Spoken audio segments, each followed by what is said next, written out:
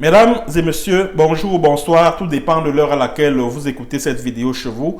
Je m'appelle Michel Biemton, journaliste web camerounais, et merci de faire confiance à cette chaîne YouTube de l'engagement sociopolitique Michel Biemton.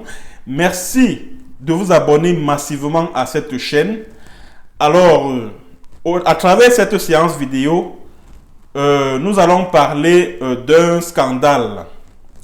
Du moins, nous allons revenir, puisque, qu'il vous souvient, qu'en décembre dernier, je suis le rare, sinon le seul journaliste camerounais qui a révélé ce scandale de trafic d'or frélaté impliquant des hauts responsables des services de sécurité du Cameroun.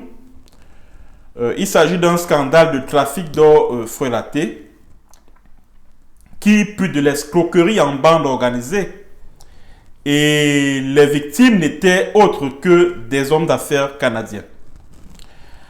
Mesdames et messieurs, si je reviens sur cette affaire aujourd'hui, c'est tout simplement parce que j'ai eu vent de ce que l'enquête autour de cette affaire a été confiée par la présidence de la République au secrétariat d'État à la Défense chargé de la gendarmerie nationale après mes multiples révélations sur cette affaire en décembre dernier. L'enquête a donc été confiée au chef du service central de la recherche judiciaire, au CED, le chef d'escadron Bialo Dieudonné. Et d'après ce que j'ai également obtenu comme information, le chef d'escadron Bialo Dieudonné a auditionné un certain nombre de personnalités, parmi lesquelles le capitaine Ibrahima Souleymanou, qui n'est autre que l'actuel chef d'antenne de la sécurité militaire dans la région du centre, et qui est par ailleurs le nouveau Lamido de Garoua. Le Lamido, pour ceux qui ne sont pas camerounais, ce sont les chefs traditionnels dans la partie septentrionale du Cameroun.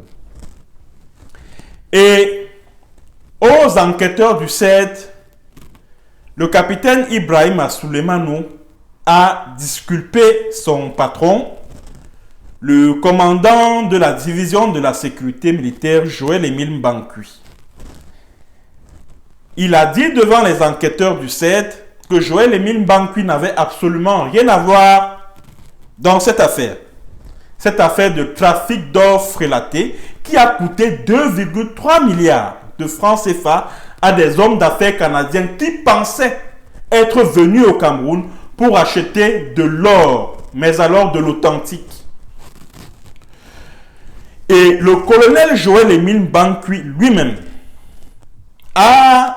s'est confié à certains de ses proches collaborateurs en leur faisant savoir qu'il n'était pas du tout au courant de ce que son chef d'antenne dans le centre, c'est-à-dire que le chef d'antenne CEMIL, le capitaine Ibrahima Souleymanou, a réquisitionné la CEMIL dans le but d'escorter la cargaison d'or qui devait partir de Centrafrique pour être vendu aux Canadiens au niveau de la centrale d'achat au quartier Bonamoussadi à Douala.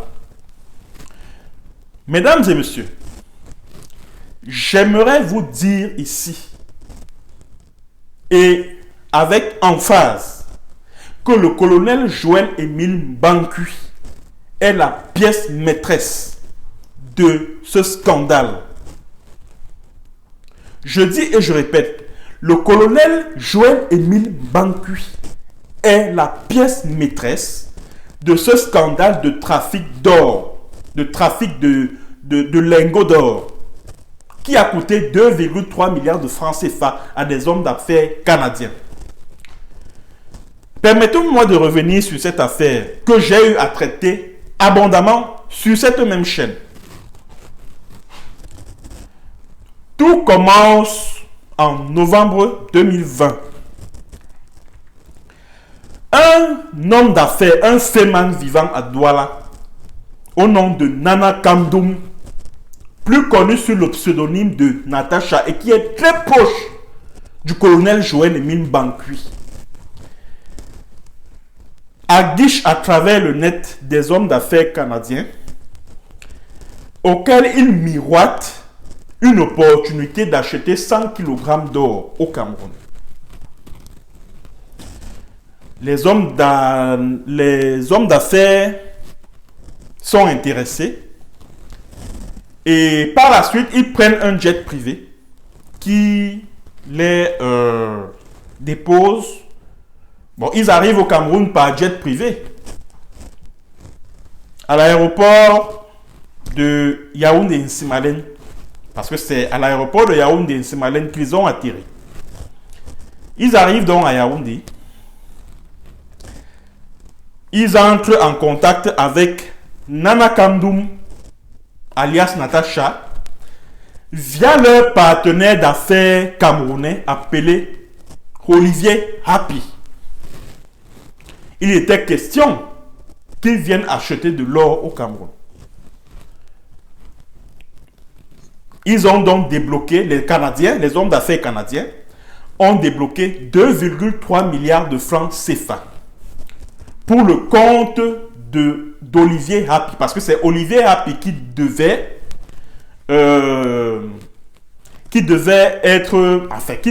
organiser la transaction. Et Olivier Happy a viré cet argent pour les opérations. Olivier Happy a ouvert un compte bancaire à Afriland First Bank. Parce que c'est à Afriland First Bank que de l'argent a été viré. Et c'est à partir d'Afriland First Bank que toutes les transactions ont été effectuées. Mesdames et messieurs, comment la division de la sécurité militaire intervient dans cette affaire? La division de la sécurité militaire, c'est-à-dire le colonel Joël Émile Bancui intervient dans cette affaire grâce à notre ami, parce que Joël Émile Bancui est réputé pour être l'ami, de tous les fémans du Cameroun. C'est Yannou Kester qui est propriétaire d'un hôtel au quartier Bonapriso à Douala. Il est en ce moment à la prison centrale de Koningui. C'est Yannou Kester, très proche de Bancui, qui l'introduit dans le business. Et en quoi consiste le rôle de Bancui Émile dans l'affaire? C'est de mettre à la disposition de Olivier Happy, qui est partenaire d'affaires de ces businessmen canadiens, des agences Émile. Donc, il était question que les agences Émile puissent sécuriser le convoi et donner l'impression à ces hommes d'affaires venus du Canada qu'il s'agissait d'une affaire sérieuse et que Olivier Happy n'était pas n'importe qui. Et dans cette affaire-là, Joël Émile Bancui a touché 200 millions de francs CFA pour ça. Puisque Nana Kamdoum est un féman réputé, tout comme Yannou Kester. Et toutes les opérations de fémania qu'ils font, quand ils s'en tirent par exemple avec 1 milliard, ils prennent peut-être 10%, ils prennent 10% ou 20%, ils reversent ça à Joël Émile Bancui. Parce que Yannou Kester, tout comme Nana Kamdoum, ont un ami commun qu'est le colonel Joël Émile Bancui. Bon. Et puis, de fil à aiguille, l'affaire suit son cours. Les Canadiens arrivent, ils vont jusqu'à Douala et tout.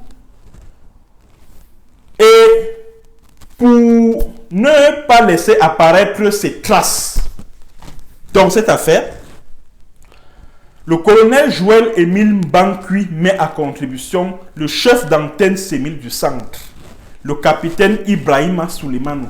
C'est donc lui qui met à la disposition des hommes d'affaires canadiens, les agents C1000. Et si vous allez sur ma page Facebook, vous verrez que j'ai eu, c'est-à-dire que mes sources m'ont transmis les photos de ces Canadiens-là, avec les agents C1000 et les Olivier Hapi et Yannou Keste, etc., etc. Ils étaient stationnés quelque part, non loin d'une station Total, dans une ville du côté de l'Est. Alors, il était donc question que les agents C1000 assurent, c'est-à-dire que sécurisent le convoi qui devait partir de Centrafrique pour la centrale d'achat au quartier Bonamou Sadi, à Douala. La centrale d'achat est gérée par Nana Kamdoum, était gérée par Nana Kamdoum.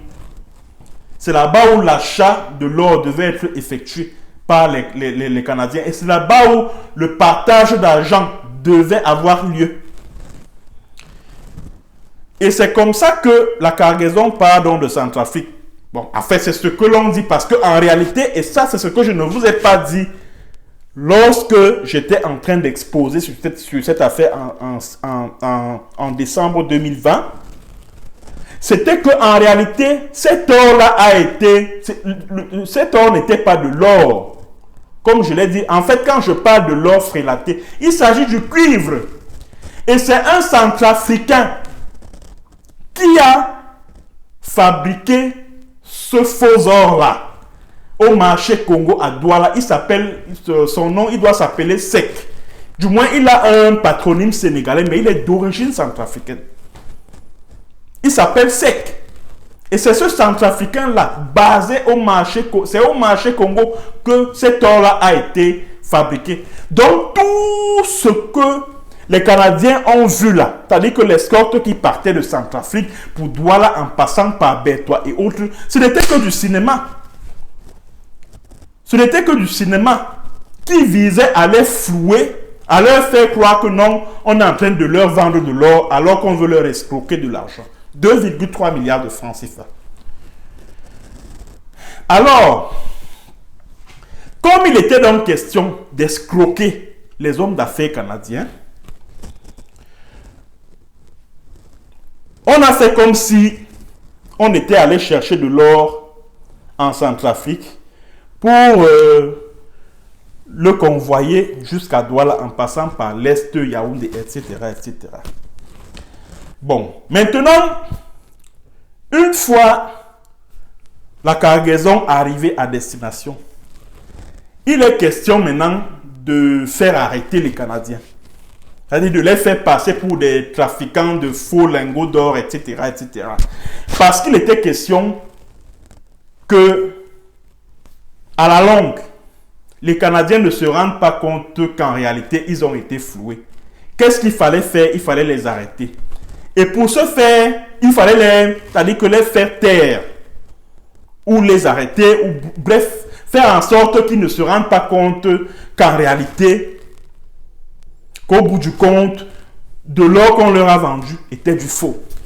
Alors, Bankui a établi deux plans pour neutraliser les Canadiens. Le premier plan, c'est qu'il fallait que les hommes d'affaires canadiens, les hommes d'affaires canadiens soient braqués par des agents C1000 camouflés, que les hommes d'affaires canadiens soient braqués c'est-à-dire qu'au moment où ils seront en train de retourner au Canada, c'est-à-dire qu'ils allaient être braqués sur la route de l'aéroport de Yaoundé-Nsimalen parce que leur jet privé était garé à l'aéroport de Yaoundé-Nsimalen. Ça, c'était le premier plan. Malheureusement, ce plan-là, visiblement, a été mis de côté.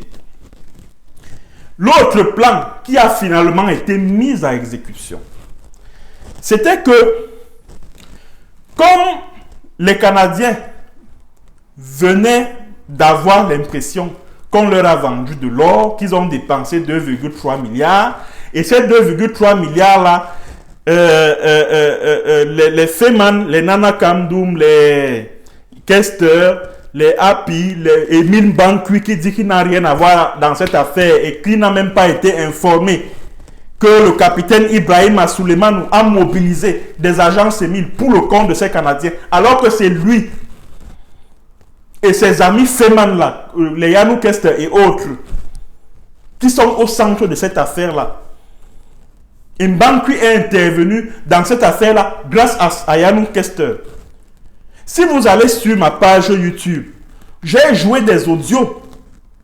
J'ai joué un audio là, où le nom de Mbankwi est cité par les Feman qui sont intervenus dans cette affaire-là. Et aujourd'hui, il dit que non, il n'a rien à voir dans cette affaire. Il n'a rien à voir là-dedans. Alors, comme je disais donc tantôt, il a été question de miroiter à ces hommes d'affaires canadiens une autre opportunité d'achat, non plus de 100 kg d'or, mais cette fois-ci de 118 kg d'or. Et c'est ainsi donc que le CAPAM, c'est-à-dire que le coordonnateur du CAPAM, le CAPAM c'est une structure attachée au ministère des Mines et qui est en charge de contrôler l'activité minière au Cameroun. Aristide Mimbang, qui est le coordonnateur de cette structure, va donc entrer en jeu. C'est lui donc qui convainc, parce qu'il fallait les piéger, il fallait trouver un élément matériel devant servir de prétexte aux éléments de la DRPJ du centre, c'est-à-dire que division régionale de la police judiciaire du centre, de les arrêter. Aristide Mimbang les convainc donc, ces Canadiens, de se rendre à Bonamoussadi, donc le quartier qui se trouve pas très loin de l'université de Ngouaekili. Ils sont allés là-bas pour falsifier le document CAPAM qu'on leur a remis et qui les autorisait à trafiquer de l'or au Cameroun. Maintenant, au lieu des 100 kg qu'on leur a autorisé, qu'on les a autorisés à acheter, ils ont plutôt mis 118 kg. Et c'est au moment où ils étaient en train d'opérer ces modifications-là à Bonamoussadi, pas très loin de l'université de Yaoundé 1, qu'ils ont été interpellés par les éléments de la direction, de la division régionale de la police judiciaire pour le centre. Et à cette époque, beaucoup de gens, enfin certains confrères de la presse camerounaise ont fait croire que ce sont les Canadiens qui ont été arrêtés parce qu'ils étaient en train de traficoter, de faire du trafic illicite d'or au Cameroun, alors que c'est archi faux. Il s'agit d'une affaire dans laquelle se trouve impliqué, c'est-à-dire que le sommet de l'État du Cameroun, c'est-à-dire que c'est une affaire d'escroquerie en bande organisée. Et Mbankwi Émile est la pièce maîtresse de cette affaire-là. Et j'aimerais inviter Bialo, le chef d'escadron, Bialo Dieudonné, qui est le chef du service central de la recherche judiciaire au CED, poser la question à Joël Émile Mbankwi que il était à Dubaï avec sa femme Bassa en décembre 2020. C'était avec quel argent? Il est allé à Dubaï avec quel argent? C'était avec l'argent des Canadiens. Parce qu'il a eu 200 millions dans l'affaire. Et il n'est pas le seul qui a touché de l'argent là-dedans. Il n'est pas le seul. Et comment l'affaire se gâte? L'affaire se gâte à cause du procureur Luc Ndindi, procureur près le tribunal de grande instance du Fundi. Parce que le procureur du tribunal de grande instance du Fundi s'est rendu compte que c'était une affaire aux enjeux financiers énormes et que ce que lui il a reçu pour taire le dossier était minable. Voilà pourquoi il décide donc d'en découdre avec les autres acteurs de la mafia. Et surtout que la DGRE, Direction général de la recherche extérieure, les services secrets camerounais, puisque Maxime Eko ne s'entend pas avec le colonel Joël Émile Bankui, alors il s'est donc saisi de cette affaire-là pour régler des comptes à Joël Émile Bankui, qui est pressenti pour le remplacer à la tête de la DGRE. Et c'est comme ça que Maxime Eko a commencé à pomper les notes de renseignement au commissaire du Canada au Cameroun. Pomper les notes de renseignement. Pomper. Et c'est quand le haut commissaire du Canada au Cameroun hausse le ton que la présidente de la République panique. Et la présidente de la République ordonne, demande à Mbarangele d'enquêter, d'ouvrir une enquête sur cette affaire-là. Et c'est Mbarangele donc qui est le directeur, le délégué général à la Sûreté nationale. Martin Mbarangele demande qu'on vérifie cette cargaison d'or, si elle est, qu'on authentifie cette cargaison d'or. C'est Martin Mbarangele et c'est lui qui fait donc capoter l'affaire. Alors, et dans cette affaire-là, et ça c'est ce que j'aimerais souligner également, qu'il y a un commissaire de police qui est l'adjoint du chef, c'est-à-dire parce que c'est une dame, chef de la direction, la division régionale de la police judiciaire pour le centre, le commissaire Moïse Emmané. Le commissaire Moïse Emmané, c'est lui qui a ordonné l'arrestation de ces Canadiens-là. Ça veut dire que lui aussi, il a touché de l'argent dans cette affaire. Il a touché de l'argent. Il y a même aussi un avocat qui a touché de l'argent dans cette affaire. Et l'argent, les 2,3 milliards là, étaient logés dans un compte à Freeland First Bank. Voilà. Donc, d'après les dernières informations sur cette affaire, pour se débarrasser de ce dossier devenu encombrant, la cargaison d'or a complètement disparu parce que cette cargaison d'or était sous scellé. Les scellés ont été, c'est-à-dire que la cargaison a disparu. Les Canadiens sont rentrés chez eux, dans leur pays, sans le moindre copec, après avoir été plumés, c'est-à-dire après avoir été déplumés, par des individus au sommet de l'État, coalisés, en coalition avec des hommes d'affaires véreux. Et on a comme le sentiment que le secrétariat d'État à la Défense, chargé de la gendarmerie nationale, le SED, qui a hérité ce dossier sur instruction de la présidente de la République, est en train de vouloir protéger certaines personnes. Et maintenant, aujourd'hui, que Bankui déclare qu'il n'a rien à voir dans cette affaire-là, qui de bonne foi, qui de sérieux, qui d'intelligent peut croire que Bankui n'était pas au courant, que son chef d'antenne dans le centre, le capitaine Ibrahim Assouleymane, a mobilisé des agents sémis pour aller escorter dans une affaire de Fémanian, dans une affaire d'escroquerie, en bande organisée. Qui peut croire cela? Vous-même, de vous à moi, qui peut croire cela? Bankui sait très bien de quoi je parle. Il sait très bien qu'il est trempé jusqu'au cou dans cette affaire-là. Donc, j'espère que la présidente de la République m'écoute. J'espère que le service central de la recherche judiciaire m'écoute. Bankui Émile est trempé jusqu'au cou dans cette affaire. Il a perçu 200 000 sur les 2,3 milliards de francs CFA. Il a perçu 200 millions de francs dans l'affaire. J'ai des audios qui le dénoncent.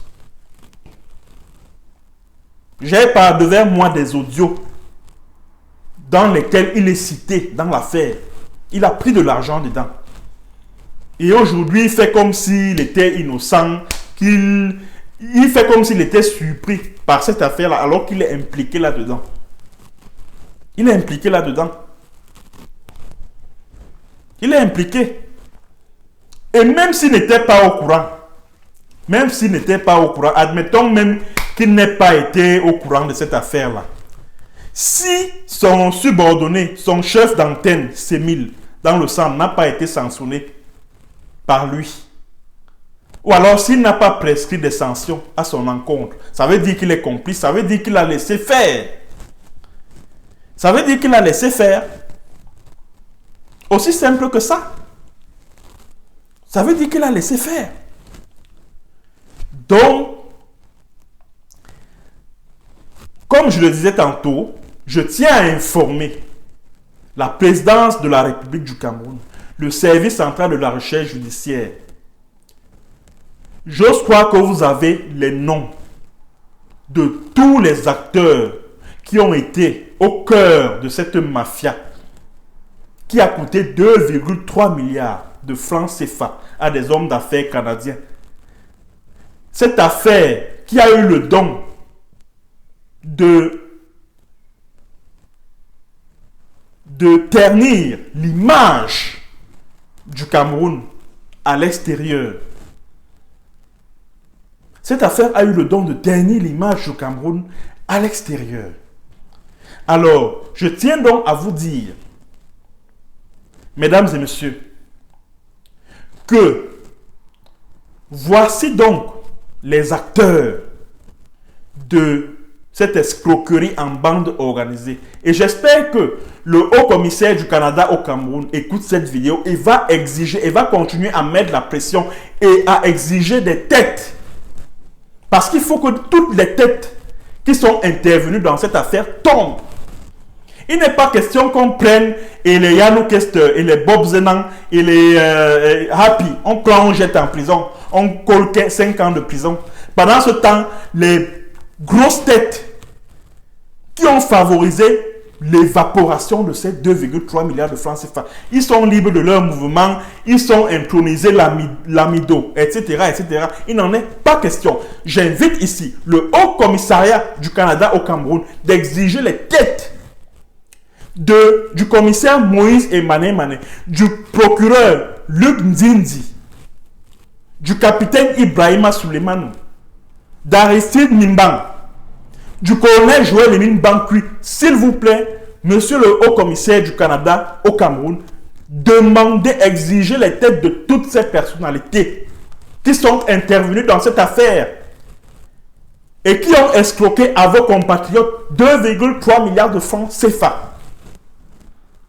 C'était donc ce que j'avais à dire concernant cette affaire-là qui semble avoir rebondi il y a quelques jours ou quelques semaines.